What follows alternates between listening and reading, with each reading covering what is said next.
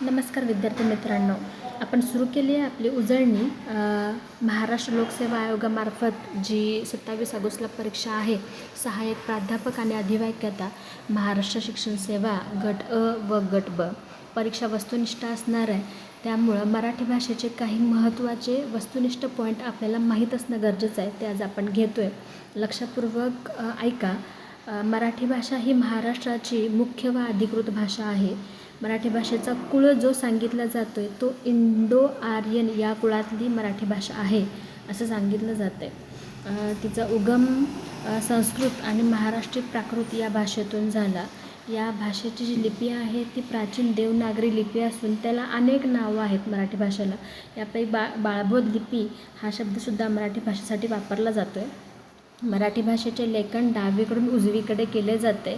बऱ्याच वेळेला ह्यावर प्रश्न आलेला आहे की मराठी भाषेचे लेखन कसे केले जाते. भारतामध्ये जेवढ्या भाषा बोलल्या जातात त्या भाषेमध्ये मराठीचे स्थान 3ऱ्या क्रमांकावर असून जगभरात 15व्या क्रमांकावर मराठी भाषेचे स्थान आहे. जगभरात जवळजवळ 9 कोटी लोक मराठी भाषा बोलतात. मराठी भाषेला 1000 वर्षापूर्वीपासूनचा त्यापेक्षा कदाचित जास्त समृद्ध असा इतिहास आहे. आणि प्रसिद्ध कवी कुसुमाग्रज वि. शिरवाडकर ह्यांच्या जन्मदिनी 27 फेब्रुवारी रोजी मराठी भाषा दिन साजरा केला जातो आहे.